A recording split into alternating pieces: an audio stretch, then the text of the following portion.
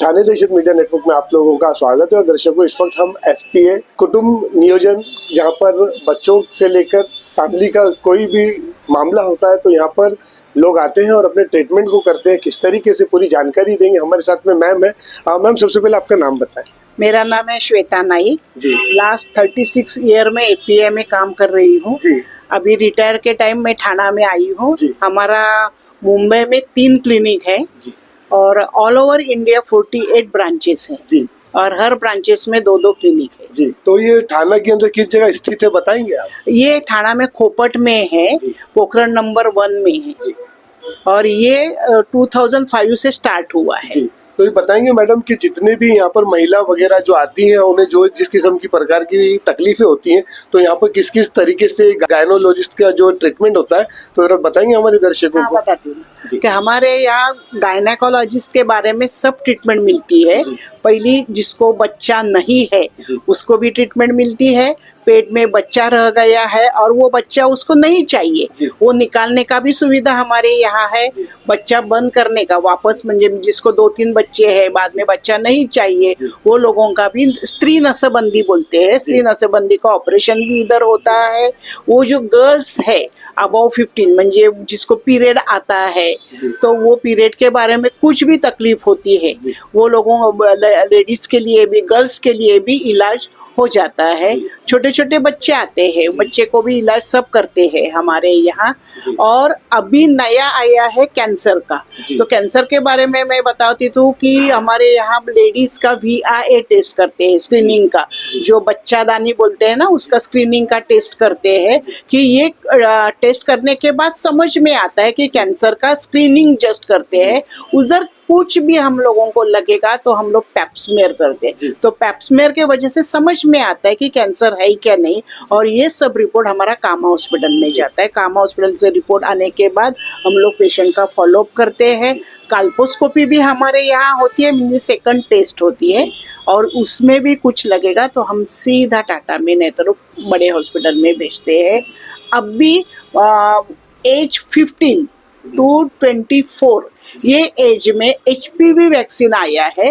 वो HPV vaccine ये काम करता है कि आगे जाके कैंसर नहीं होना चाहिए। कि अभी जमाना तो इतना ऐसा आया है कि बोल नहीं सकते कि मल्टीपल पार्टनर भी रहते हैं, और ये पार्टनर में क्या है क्या नहीं ये सबको मालूम नहीं है। तो इसके वजह से अभी प्रिकॉशंस करके एक वैक्सीन आया है। 15 to 20 में 2 वैक्सीन लेने का 6 month के बाद, और जो अबाउट 25 है वो लोगों को 3 वैक्सीन लेना पड़ेगा। तो अभी हमारे यहाँ हम लोगों ने स्टार्ट किया है HPV वैक्सीन। कितना समय हो गया?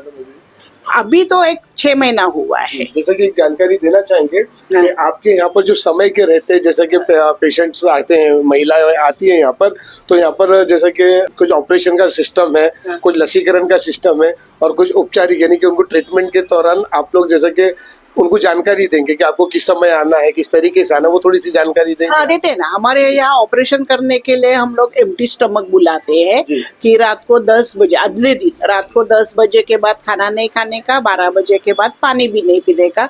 और हम लोग इधर 8 बजे बुलाते हैं।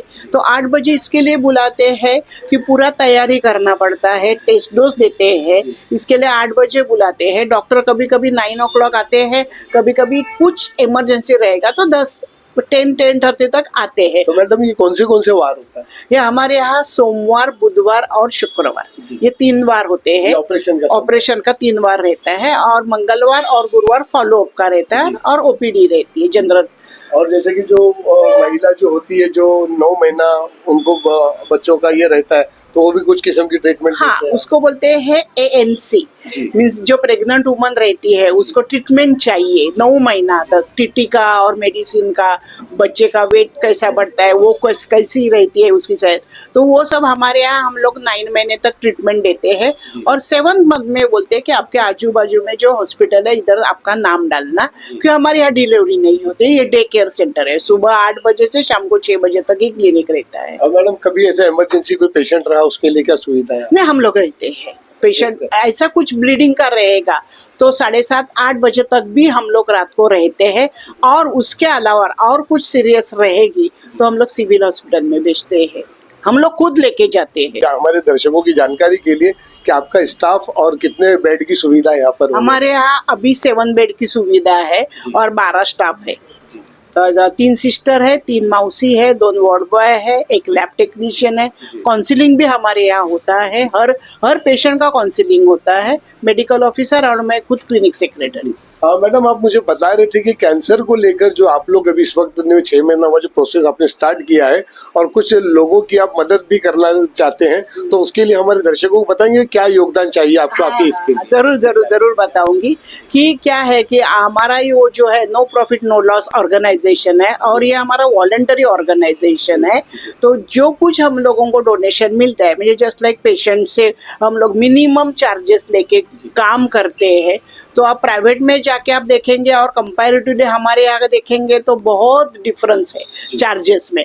तो हम लोगों को मैं सबको आह्वान करती हूँ कि हमारे यहाँ भी कैंसर के ऊपर बहुत हम लोग कोशिश करते हैं डोनेशन कलेक्ट करने के लिए। जो लोग ये वीडियो मेरा सुनेंगे तो एटलीस्ट 100 रुपीज जो देगा ना, तो गरीब लोगों को बहुत ही मदद होएगी।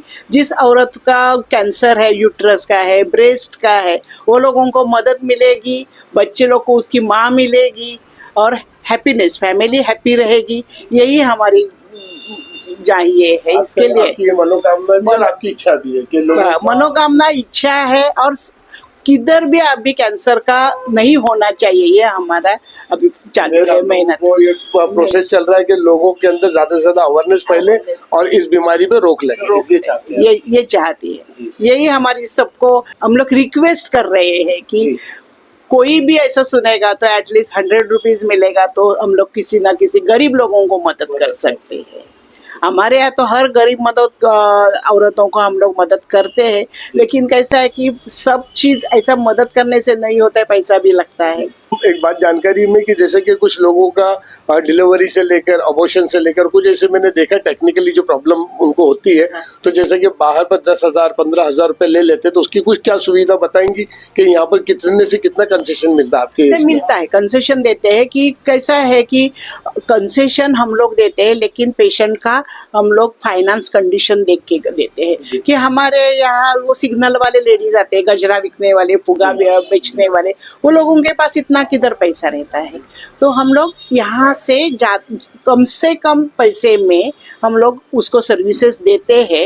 लेकिन कैसा है कि सबको हम लोग कंसेशन नहीं दे सकते कि हमारा एक क्लिनिक चलाने का है, गवर्नमेंट से 1 रुपए का हम लोगों को मदद नहीं मिलती है, किधर से मेडिसिन नहीं मिलता है, हम लोग ही कमाते, हम लोग ही चलाते हैं। ऐसा भी नहीं है कि हम लोगों को बहुत सारा सैलरी है, हम लोग सब ऑनररी ऐसा बोलेगा तो भी चलेगा, इतना हम लोग काम करते हैं। लेकिन गरीबों के लिए हम लोग बहुत मदद करते हैं। जैसे कि मैंने भी देखा जब मैं इंटर हुआ ना मैडम, तो वहाँ पर डोनर लोगों के नाम लिखे हुए, तो उसके बारे में कुछ जानकारी है आपको? हाँ, ये हमारे पहले जब भी ये चालू किया है family planning association of India, ये कुटुंब नियोजन आदर्श केंद्र, ये जब भी चालू हुआ वो लोगों ने इधर हम लोगों को डोनेशन दिया है, जितना भी उन्होंने दिया है। और लोगों ने भी दिया है, नाम लिखने का है, 1-2 जन है नाम लिखते हैं। अभी रोटरी क्लब का भी हम लोगों को 20,000 रुपीज डोनेशन आया कैंसर के लिए। ऐसे संस्था हम लोग अभी अप्रोच हो रहे हैं कि कैंसर के बारे में हम लोग अभी ही शुरू किया है, तो डोनेशन कलेक्ट कर रहे हैं। तो मैडम ये इन्होंने जो दिया 1 टाइम डोनेट दिया है या देते हैं? 1 टाइम डोनेशन जानकारी होना चाहिए मेरे दर्शकों को बराबर कि अगर आपको मतलब हर मंथली मिल रहा है डोनर, तो फिर आप 100 रुपीज के लिए क्यों लोगों को अप्रोच कर रहे हैं? इसलिए मैंने ये सवाल किया आपसे। 1 टाइम डोनेशन मिला है। तो और क्या संदेशा देना चाहेंगे हमारे दर्शकों को हमारे चैनल के माध्यम से? संदेशा यही देना चाहते कि जिसने ये मेरा वीडियो सुना है, तो मैं सबको यही रिक्वेस्ट कर रही हूँ, विनंती कर रही हूँ कि जास्ती जास्त यहाँ आके अपना सर्विस का लाभ उठाओ। ये थी हमारे साथ में मैडम श्वेता नाइक साहिबा, जिन्होंने हमें एक जानकारी दी।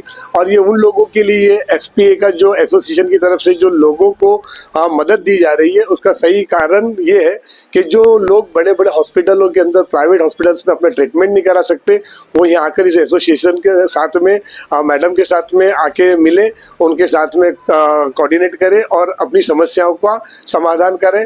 इसी तरीके से आप हमारी तमाम अपडेट्स को देखने के लिए आप हमें लाइक करें, कमेंट्स करें, शेयर करें और ज़्यादा से ज़्यादा सब्सक्राइब करें। ये थी ठाणे दहशत मीडिया नेटवर्क की खास रिपोर्ट। आवाज आपकी, खबर हमारी। जय हिंद, जय महाराष्ट्र।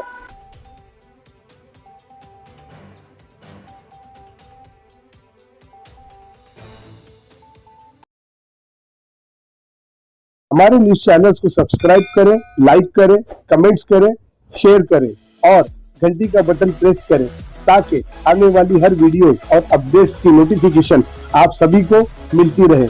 जय हिंद, जय महाराष्ट्र।